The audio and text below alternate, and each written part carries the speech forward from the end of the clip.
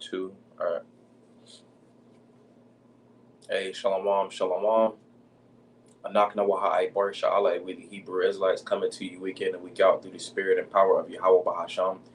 Yahweh Shal to preach to you so-called Negroes, Latinos, Native Americans, West Indians, Haitians, and Israelite foreigners. Nachamatham, Kayah Malakot Hashemayim, Korah, repent, yea, for the kingdom of heaven is at hand. First and foremost, before we get started, we can go ahead and say, Call Layim La, Yahweh Bahasham, Yahweh Shal Bahasham, Racha HaKodash. Hey, double honor to the elders and apostles of Great Millstone that taught us the truth and rule well. And much respect to you bros out there pushing the truth with all righteousness and sincerity. Shalom, shalom. So pretty much we're going into another Hadabar Shal Hayawam, which is the word of the day. All right, and it's going to be halak, all right, which goes into a manner of life. Actually, let me get it. We're going into, which it comes from the word to walk. All right, but when you go into your walk, it also goes into your conversation. The works that you do throughout life. It says to go, to walk, come, to go, walk, depart. It says to die, live, manner of life. It says to walk figuratively. It says cause to walk. All right, which is spelled ha, la, and the last letter is a ka. All right, which is again is halak. All right, I'm gonna start with this definition for. Actually, no, I'll get this first. When you look at the word halak, all right, it's a lot. All right, as we can see at the top of the page, you got the ha, you got the la, and you got the ka.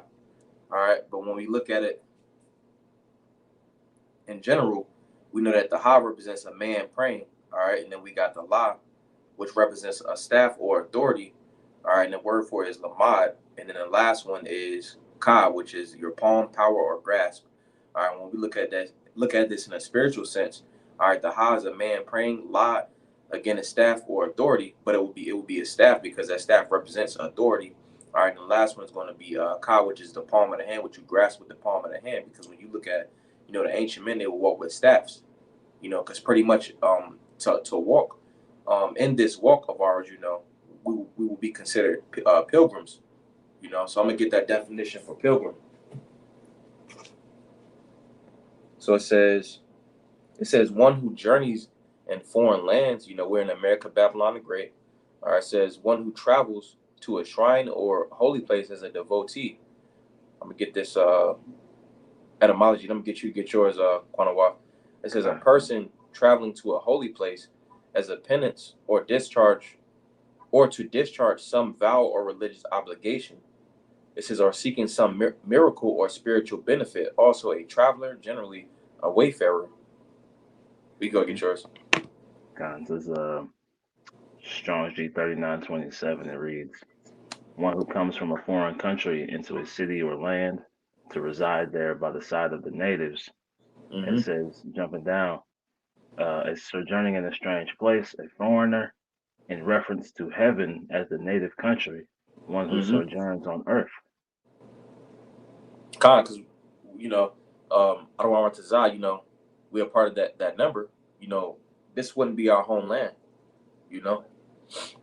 where the scriptures say that we're not of this earth, if we be those men. But again, I'm going to get this, and we'll go ahead and get Psalms 1 and verse 1. But again, it's ha. It will be ha, la, wa, ka at the end. All right, which the first one is Ayash Power Law, which is a man praying, which will be the ha. Then you got the la, which la, the word or the letter la. All right, the word for it will be lamad, which means to learn or to teach. But we know that the la is representative of a staff. All right, and then the last one is going to be a ka, which is stands for kop right here. I got written right here, kop. It's the palm. With your palm, it represents, you grasp with your palm. All right, and then it shows your power. And the word together is halak, which means a manner of life or to walk. But we'll go ahead and I get Psalms 1 and verse 1. It says, blessed is the man that walketh not in the counsel of the ungodly. Because again, remember the scripture said, or going into the word halak, it's a way or a manner of life. All right, the customs, the traditions that you uphold. So it says, blessed is the man that walketh not in the counsel of the ungodly, nor standeth in the way of sinners, nor sitteth in the seat of the scornful. But his delight is in the law of the Lord, and in his law doeth he meditate day and night. So pretty much, those wayfaring men, the sojourn, the how you say the word again? Sojourners. So Sojourners, yeah, kind of. so the sojourners, the wayfarers, the travelers, they're going to be walking in the way of the Lord. You know, they're going to meditate in His law day and night. Pretty much live out the scriptures. You know. Mm-hmm. Okay, I got a quick one for you. Okay. This is Proverbs chapter 4 and verse 14. It says, "Enter not into the path of the wicked, and go not after the way of evil men." Right. So we've been instructed, to walk in a certain way, right? To follow a certain set of standards. It says, "Avoid it, pass not by it, turn from it, and pass away." Right. So just going into the brother's lesson, right? That walk, right? That manner, that conversation, right? That standard of living that we have to abide by. Mm-hmm.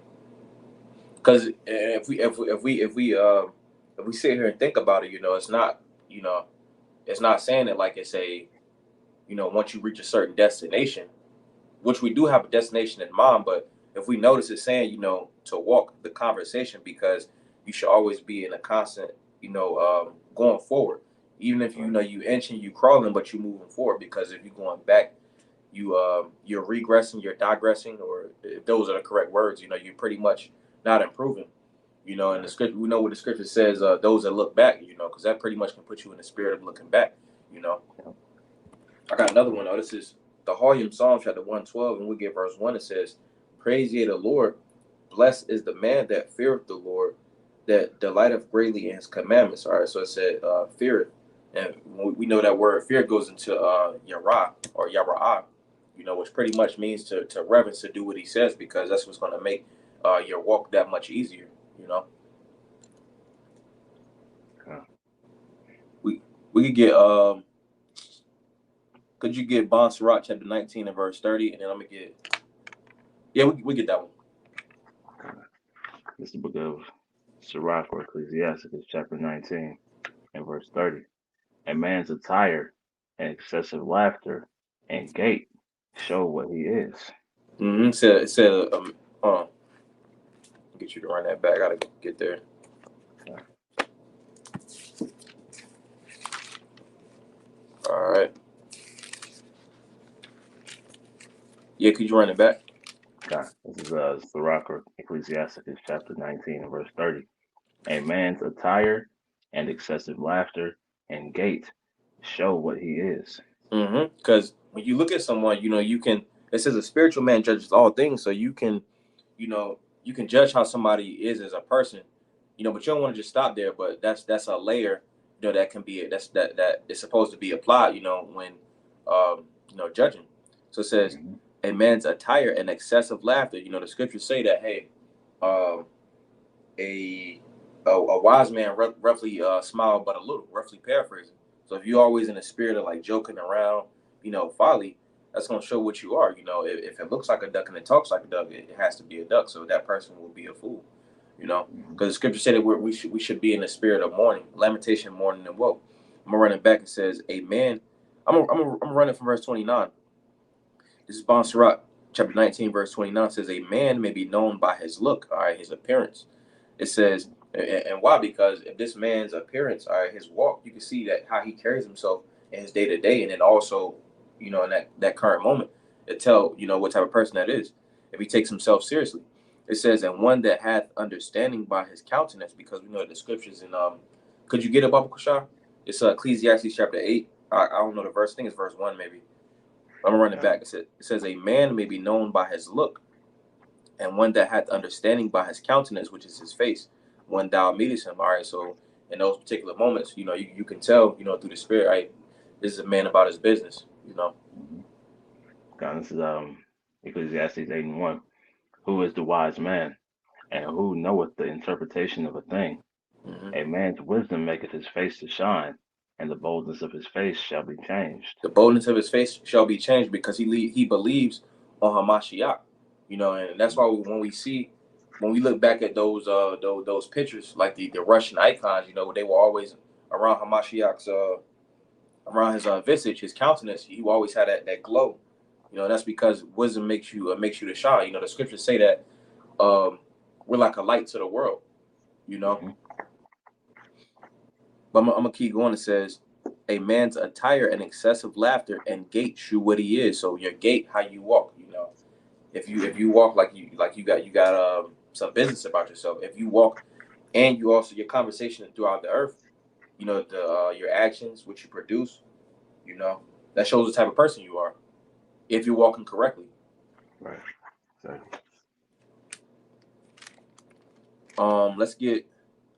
Let's get Bon Sirach. Oh no. Proverbs 22 and verse 1, and that's pretty much all I had. God. It's the book of Proverbs, chapter 22 and verse 1. A good name is rather to be chosen than great riches, and loving favor rather than silver and gold. So a good name is rather to be chosen.